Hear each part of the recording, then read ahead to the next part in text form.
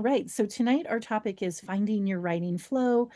We just did introductions for those folks who are here on the live Zoom, but I also want to um, just encourage folks to consider the idea that, finding your writing flow is as simple as dedicating time to writing.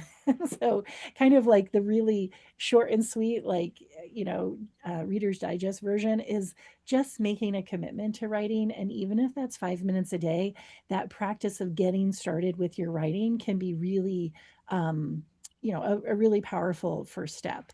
And so I'm going to share some things. I'm going to share kind of the flow of what we're going to talk. This piece will just probably be about a 20-minute sort of, I try to really boil it down. And then at the end, we're going to, for those who are here live, the end will have Q&A to really ask questions and to connect with other folks who are growing their writing practices.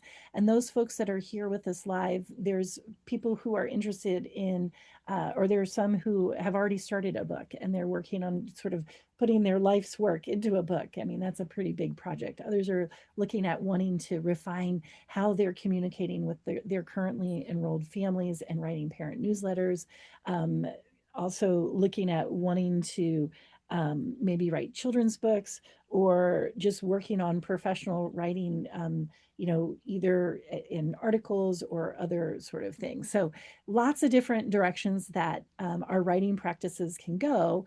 But the flow for my part here is just to kind of do a welcome, talk about the heart of writing, talk about some overcoming barriers. And I think that is really one of the key parts because there are so many other things conflicting or requiring our attention and our time. And then sharing some strategies that have worked for me to really help myself become better disciplined about the practice of writing. And then I'm going to encourage us to set a goal for ourselves. And so those of you who are here live, writing that goal down and sharing it by the end of tonight kind of helps you to make that commitment and remembering that we don't have to, setting big, huge, lofty goals that are unobtainable is not the way to go. But small, attainable goals, I think, is really the best practice. And then, like I said, we're going to have time for Q&A. So most of you already know me, but just as a brief sort of recap or sort of, why am I talking tonight and why is this, why am I the person talking about this? Well, my name is April Zajko and my business name is Nature Inspired Teacher. And to me, let me just make sure folks are muted so that we're just going to mute folks so that we don't have feedback. Okay. My business name is Nature Inspired Teacher. Currently, I am working on my first manuscript, working with a traditional publisher, working with Red Leaf, and writing my first book. And so to me, it's like, do I have the authority to come and tell you about all the things about professional writing? No, but I definitely have learned a lot because I've been doing professional writing for the last 15 years for early educators in writing, first blog post and then writing courses, both college courses and, for our community college and for Vermont State University for some college courses that I've designed. And then also writing workshops and e-courses, writing a weekly newsletter, which I send out through my Nature Inspired Teacher email list. And so professional writing is a really huge piece of the work that I do now. And, really my work in the world focuses on working with early childhood educators as well as entrepreneurs. I have a lot of as people are finishing their career or kind of coming to that point of not ready, kind of like Susan said, not ready to retire, but kind of thinking about what's next. Entrepreneurship and kind of thinking about whether it's consulting or coaching or, doing other work in the world. I've been doing that for the last 15 years. And so supporting folks around that. But one of the favorite courses that I taught at the community college level was an undergraduate course called Communications in Early Childhood and After School Programs.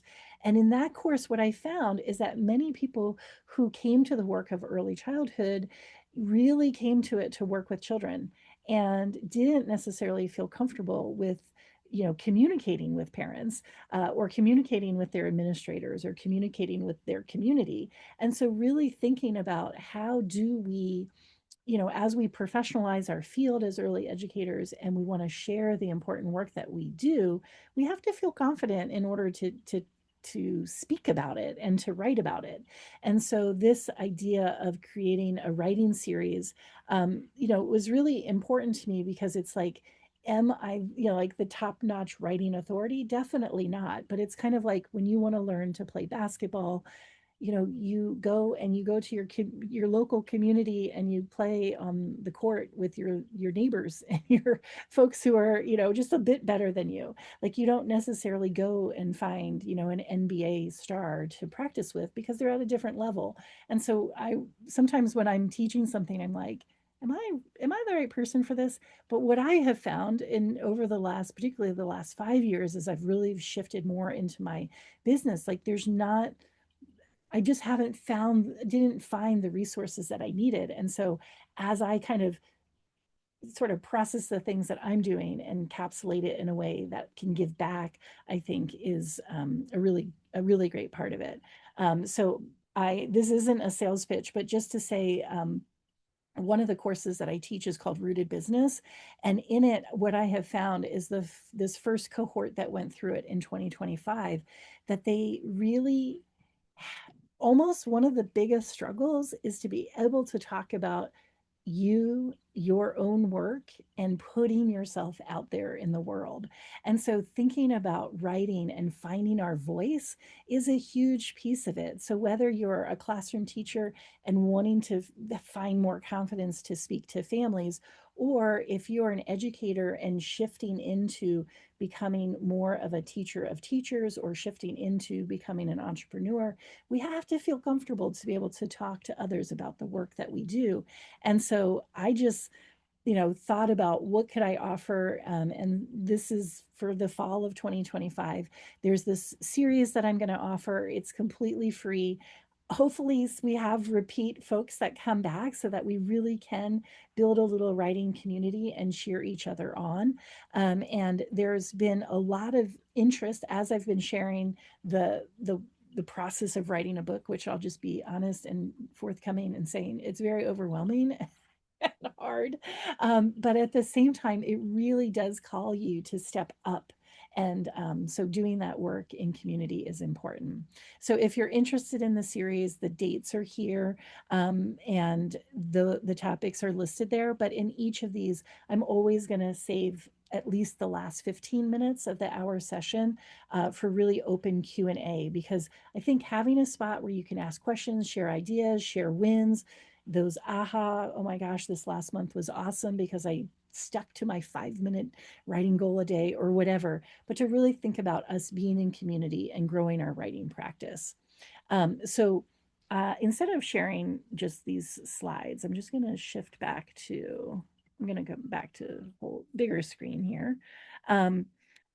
So one of the things when I think about, just to kind of like sort of set the tone for this idea is, writing to me has always been an important part of what I do. I can remember in high school, like just loving, my ninth grade English teacher. She was just amazing. I loved Mrs. Palace so much. And the part that I loved was the writing aspect of it. And, as that ninth grade year, we had the same teacher for a full year. She was like, well, I also teach a creative writing class and I really think you should take it.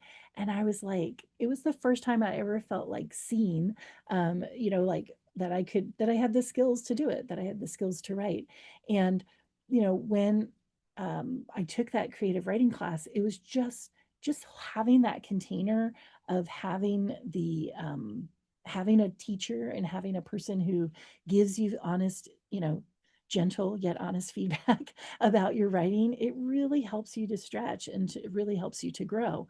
So in my professional career, I didn't go on to become a journalist or go on to, be like, work in publishing or anything like that. But definitely seeing the connection of being able to have confidence both in my speaking but in my writing ability to talk about, particularly the advocacy work, in the idea of really promoting nature-based approaches and getting others to see the value in what I see is, it's part of that, like we want to be able to show families and communicate to families with confidence and make that learning visible. Like this, yeah, yes, it looks like a mess and it looks like the mud kitchen and we're just, kids are just slapping mud everywhere and it's a messy play, but making that learning visible about actually what's happening here, what I see as an early educator who has, years and decades of experience of like what kids need, being able to communicate that, like how does this connect to the early learning standards? How is this valuable? And luckily in my career, I've always been working in places that are my administrator is supportive, and so I don't have to have rationales and things like that. But with many of the early educators that I support through mentoring and coaching and my courses, they're like they have to be able to communicate the why. And so learning how to write, to find your voice and to write on behalf of, best practice and why we do what we do, it's really important. Being able to write with confidence and sort of put your stake in the ground about why you do what you do is really important when you're talking about to a licensor and having to write back about why stick play is important and why you do, what the value is in that. And so I just want to frame this session as writing is critically important.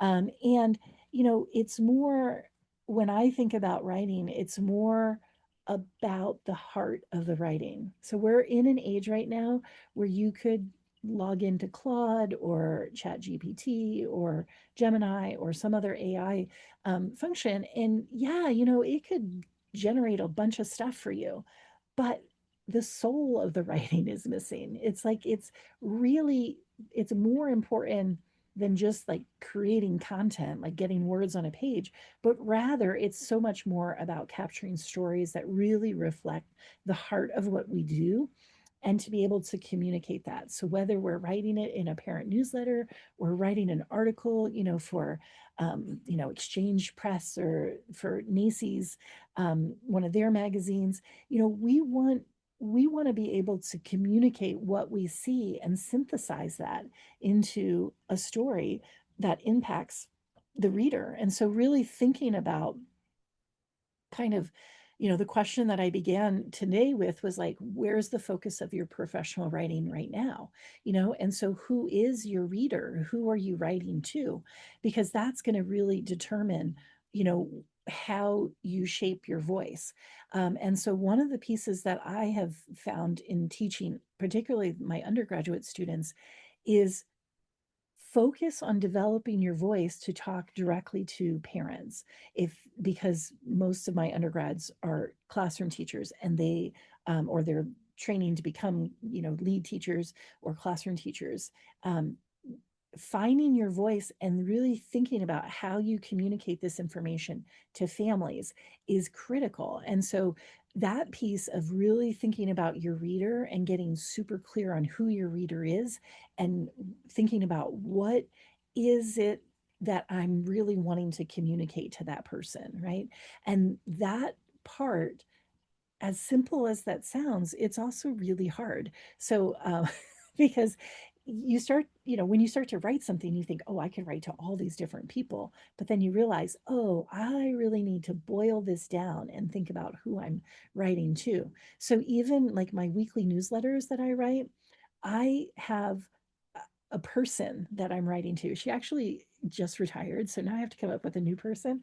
But for years, I've been writing to this one particular early childhood educator because she had taken so many different courses with me, and I've interacted with her in different capacities. And it was like she really was like my ideal reader. And she really is like the primary person that my work focuses on. And so when I'm writing and I'm writing to a specific person, it gives me a lot more clarity, and it helps me to make it feel a little bit more conversational. And with the heart of writing, we're writing to another person. We're not just writing to the void. And that's where I think it's really hard for folks who see the lure, the attraction, and the ease of AI generative text, but to remember there's like we're really wanting to communicate something about our own work and our teaching, and so we want to think about really keeping that human centeredness in our writing. Okay, so I won't spend too much time on that soapbox because I think that we're all in agreement about that. But the main big barriers, and this could be something that we spend a huge amount of time on. Those of you who are here live, I would love in the chat if you just typed in, before I share what I wrote down, I have four main roadblocks that in people who were, particularly people who were in my writing group last winter. But in the chat, what's a roadblock for you? What stops you? And I will see how accurate I am from my guess about the four most common roadblocks. So just drop it in the chat, or if you want to unmute, you could do that.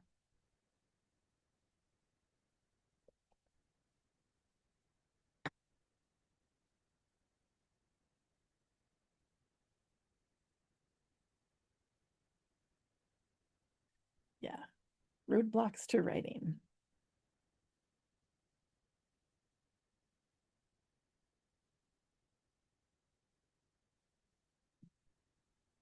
Yeah, I think that's really common.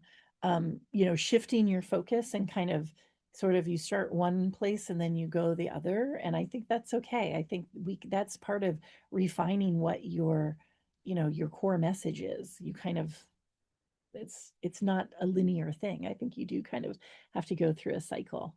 Yeah. Energy level, emotional connection, time, and confidence. Lisa, that's a really good list.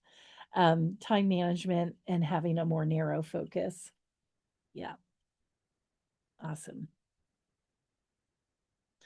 Roadblocks in my life. My brain is noisy. I completely understand that. And I haven't set up a time to just sit down and write. Yeah. And starting was so hard. It's easier now. Yes. It's kind of like that idea of like you need a little bit, a little bit of momentum and you get the momentum going and it goes a little bit easier. That's the whole title of this, finding our flow is really exactly that. Yeah. So the roadblocks, the most common ones that I hear of are lack of time, a perfectionism, like being really self-critical of your writing, not knowing where to start, or not just kind of procrastinating. And procrastination might be related to the perfectionism, or it might just like, well, I don't know, where do I, looking at a blank screen or looking at a blank page can be really hard. Um, the and oh, and then the loss of momentum after a break. I think a lot of us have different seasons that we go through in our lives, busy seasons within our families and busy seasons within the work that we do. And so when we get into one of those really busy seasons and we sort of stop writing or we lose momentum, how do we get back at it after a break? And so I think that time, perfectionism, not knowing where to start, and then losing the momentum, all are really common roadblocks. And many of you touched on this. Yes, one of the comments is, I'm a recovering perfectionist, just trying to focus on my writing without self-judgment. Yeah, I mean, we are often the most critical of ourselves. So if we think about some quick mindset shifts, one of mine that actually a child care center that I used to do some consulting work with. She had this little thing she drew, and it was on her desk, and it was also on the refrigerator in the kitchen, and it said progress over perfection. And so, kind of that idea like, you know what? I don't need this to be perfect. I just need to get started on it. So, progress over perfection is a really good mantra to kind of get that ball rolling. Another mindset shift would be writing in small pockets of time is still valuable, right? So, we might have this vision of like taking a huge chunk of time to travel somewhere, and that remote cabin in northern Vermont or wherever, or to the beach and to write, or to take to go to a writing retreat, where you're completely detached from all other responsibilities and you just have 2 weeks to write. I mean, that sounds really dreamy, but often isn't realistic for us. So writing in those small pockets of time is still really valuable. And to when we look at that page of not knowing where to start, I encourage people to just start by writing down or retelling a story of something that happened.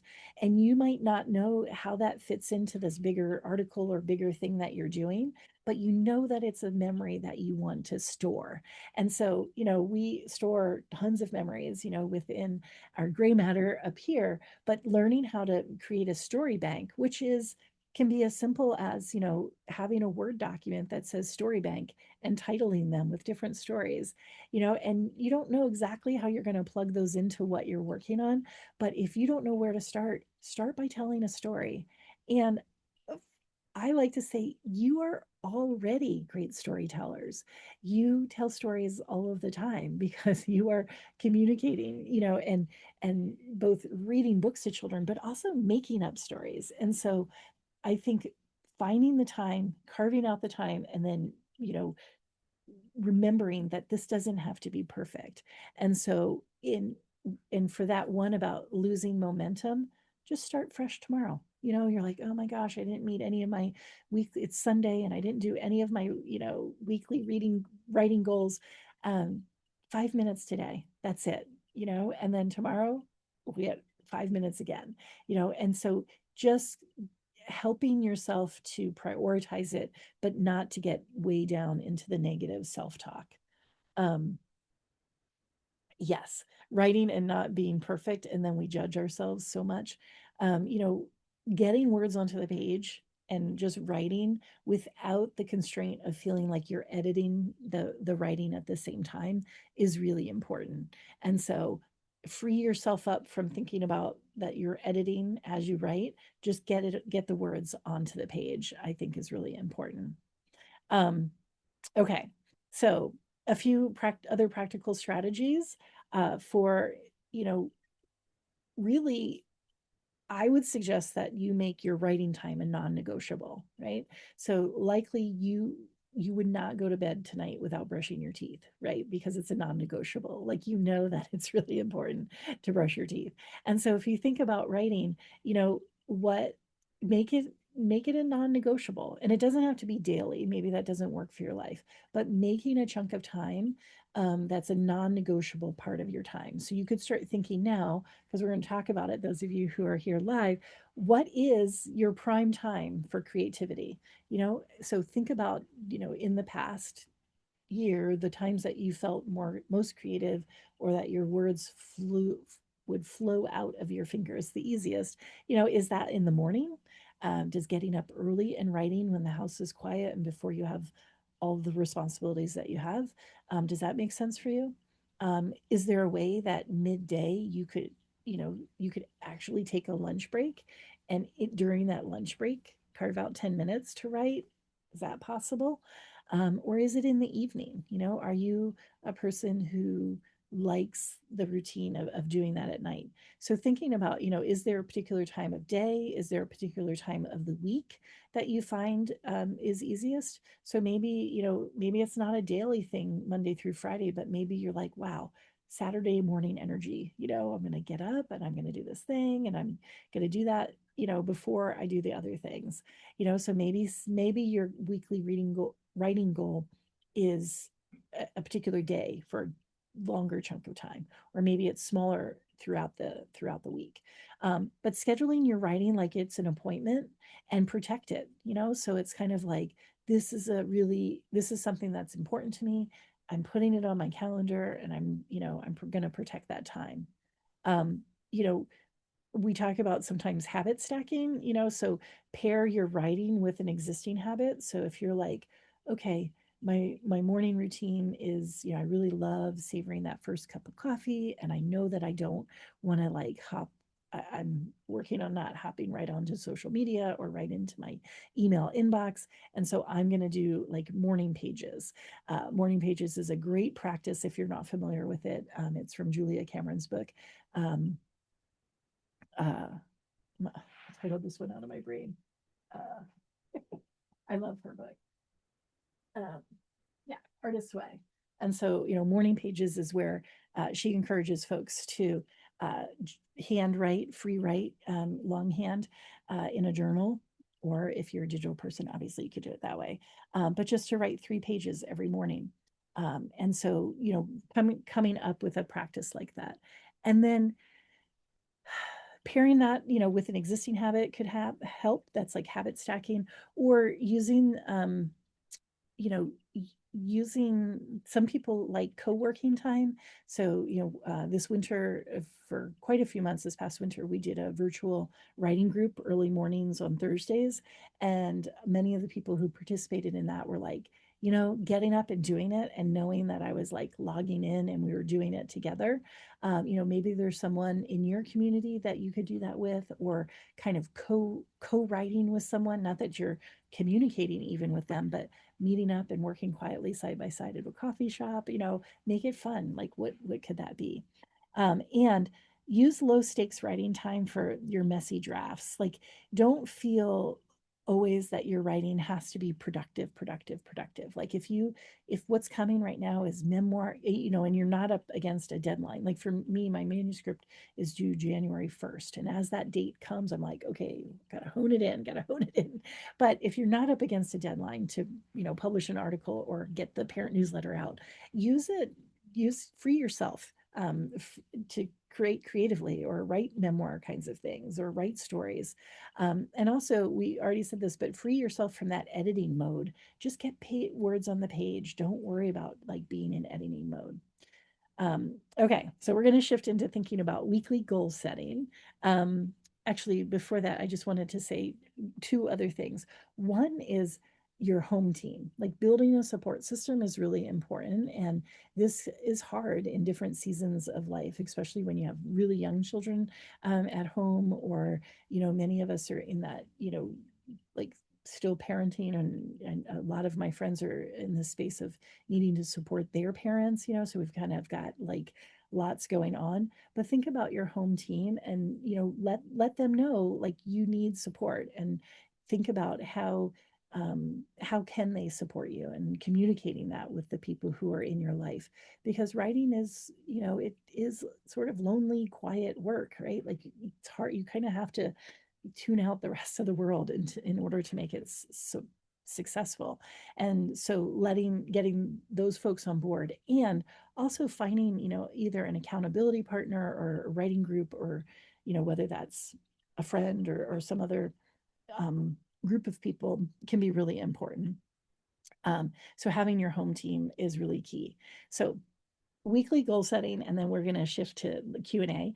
But your weekly goal setting, setting something that sticks. So your goal type could be whatever works for you. You might set a time goal. So you might say, 5 minutes a day, most days of the week. Look at how inclusive that is. It doesn't have to be every day. Or maybe your time goal is 30-minute blocks of writing twice a week. So it could be a time goal, or it could be a word count goal. So a lot of times, I was in a summer writing challenge this summer with AJ Harper. Our writing goal was 2,500 words a week. And that was really hard for me in the summer on the weeks when we were traveling. And it was really easy for me on the weeks where I had the time, sort of set aside. But I encourage you to keep your goal realistic and achievable, remembering that just getting started getting the momentum going is really important. How you track your goal is up to you. I'm still an analog person. I get my calendar out and jot my word count down or my time goal count down. There are apps and things like that. I don't use those, so I don't really have any suggestions on it specifically. Sometimes people have spreadsheets of, meeting their goal, but remembering to celebrate your wins, like after you set those goals. So I'm gonna be quiet for like probably 30 seconds. And I just want you to think, like, in this 30-second quiet space, what's an achievable goal for you to set over the next month?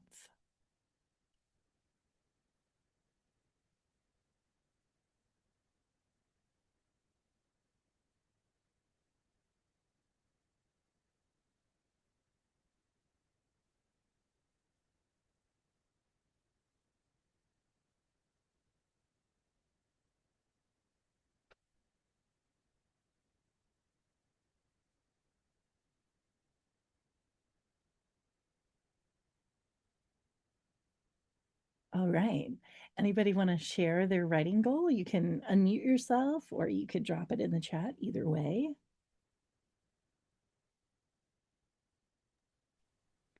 I love the habit stacking. So I do love sitting in my bed in the morning with my cup of coffee.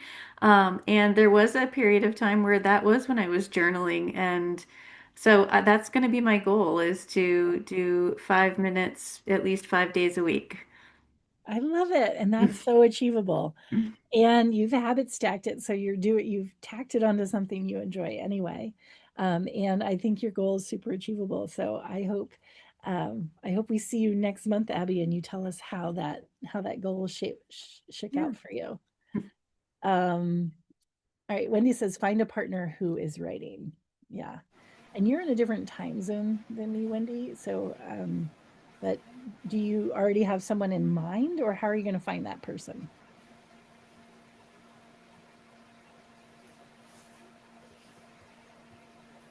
Oh, you're muted. Oh, There we go. Okay. Yeah, my problem is that all my friends that are, people who could talk to me are all working, and I don't. I'm yeah. retired, and I have a lot of things that I have to do, with family and all that kind of thing. So that's something I think I can do. I mean, there's a lot of people. My husband, like I said, he's a head of a school. I know all these people. So maybe there is somebody out there who Yeah. really wants to do that. Yeah. So put it out there, and just see, like, you really only need to find one person. Hmm. Oh, yeah, that's awesome. All right, so finding a When partner. Wendy, where are you located in California again? Sorry, I'm in Los Angeles. And Okay. I Susan, know somebody in San Diego that might be Oh, interested. you oh, do? wow. Yeah, maybe. That would be Yes. Yeah. great. Yeah, she moved to San Diego, former boss of mine, but Oh, I yeah, would she love might be a that. I'd good like to know connection. that. Yeah, that'd be great. And Uh, your background is early childhood too? That's You what know, you're it's looking for? everything. It's everything. Okay. I Yeah. started out as a kindergarten teacher, and then I did preschool when I had kids, and then I became a principal. So I mean, I've done a lot, Yes. Why don't you send me your contact information in the chat, and then I'll Okay, email you okay. and Are I you can try to happy? connect you with my friend Michelle. awesome. Okay. I hope I know how to do this. How do I do this? I'm not great. What do I Um, Um look us- at? Usually there's a way, well, I don't know. Is there a way for her to send a chat to an individual? yeah, it's set up that Okay. way. Yeah, you I could also do I can I can send you an email. so Wendy, if you go to the chat, you can find my name, Lisa, and it says if you click on meeting group chat, if Uh, Meeting you group. can Oh, I don't know you where that can find my name and just send me a message there, or you can just send something in meeting group chat. is. Okay, I found you. Okay. Thank That's you. good. Yep. Um, So my goal, I'll keep going since yeah, I was thanks, talking Lisa. and Yeah. interjecting. Um, I think for me the best time is either I think I'm gonna have to get the feel of it first. I actually like just today like made a spot where I can sit and do Ooh. the writing, like which is like a big deal. A quiet spot in my apartment, and so that I can commit to that. And so I think either like a Saturday morning or a Sunday evening like might be or Sunday morning like once a week for me right now. Cuz I tend to kind of get sucked into work the rest of the time. So but but yeah, I think that that would be like a good goal for me like right Yeah. now. Yeah. So, Yeah, and it can be flexible. So it's sort of like aim for Saturday morning, and then if that doesn't work because of, it's the yeah. fall foliage, whatever, like you've got Yep. the backup plan of Sunday night. And I love that idea of having a special spot to sit and write, and kind of resonates with what Abby said too, of like, that's the time, that's a spot where she likes, and it kind of will draw you in. And, Yep. I think it kind of, it helps you, it gives you a little bit of momentum, to want to do it. Um, awesome. How about Susan? Do you have a writing goal in mind? And you're muted, by the way, if you were going to talk. I was thinking maybe I like the idea of 5 minutes a day because Mm, that's so doable. yeah, So that's very tempting. So I could try that, but I thought at least 3 days a week. there we go. Okay. Negotiating with myself. And I can actually, I think I can do it at work on my lunch. I get an Yeah, hour lunch and, okay. you know, I have, I've been wanting to do something more productive than just sitting around. Yeah, So, I mean, yeah, there are a couple possibilities, but I'd like yeah. to try one. Yeah, I think that's really good, and I think those little pockets of time, man, they really are valuable. And if you are able, when you have those smaller pockets of time, if you have a routine where you drop right into your writing, so it's like you don't Yeah. have to find the notebook or find the file that you're writing in. Yeah. It's like it's easy for you, so that you're like, okay, I'm doing this thing. And I know for me, like for habits, like 5-minute habits, it's once you get into the routine of it, you're just like, oh, this is part of my day, And so, Yeah. yeah, so 3 times a week, super achievable, short period of time, and 3 days a week sounds very Yeah. successful for the first month. Um, that's great. And let's see, Christine, I don't know if you want to unmute and share yours.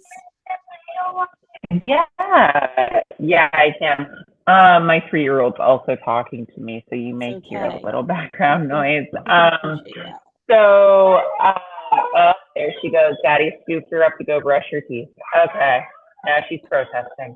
All right. Um, so, um, yes. So for me, I am somebody who does tend to get like stuff done, but I don't function well when there's very firm structures in Mhm. place. I need things to be a lot more flexible because I like the ability to pivot. I find that when I have like really strong structures in place, that I'm actually a person that tends to feel very suffocated by those, and I very Yeah. much know that about myself. So, anyways, my goal is also going to be 5 minutes a day because that feels like a very accessible benchmark, and that can always change. And it's important to have goals that are obtainable. And you can always build from there. And so just 5 minutes a day with whenever I end up squeezing it in, regardless of like if it's first thing in the morning when I wake up or it's laying in bed or it's, squeezing or like, while my son's at Taekwondo and I'm like sitting in a gym, like, whenever the opportunity presents itself in the day. I love it. Okay. So we all have our goals, and we have just a couple of minutes left. I just want to mention the next time that this series happens is October 5th. So these are all the first Sundays of the month. Next month, we're going to focus in on story. So October 5th, we'll focus on storytelling that counts, and really talking about weaving narratives in that inspire and engage. And so this is a piece that I think really keeps the humanness of the work that we do. And so, really thinking about those stories that we tell, or those, I talked about it a little bit already tonight, but that idea of a story bank. And if you don't know what to write in a particular day, think about just capturing a story. And it doesn't have to be like epic major story, but it just that those little moments sometimes of connections, or a resolution to something that happened, or just a little aha, or a little, I love those like little synchronicities too that happen. And so if those in your 5 minutes you're kind of like, what am I going to write about, keep in mind, you can build, you can, if it's not like you have to build it all at once, it can just be writing one little story or one little snippet of something that's happened recently. um, but our hour zipped by. I want to thank you guys for being here. I will, um, you know, definitely keep this space of this writing series for the next, each month through the fall. And I hope you'll come back, and I hope that write that goal down and put it on a sticky note and keep it somewhere visible. And I have full confidence that you all will meet your goals, and I will see you the next time. Have a great night. Bye, guys. Bye.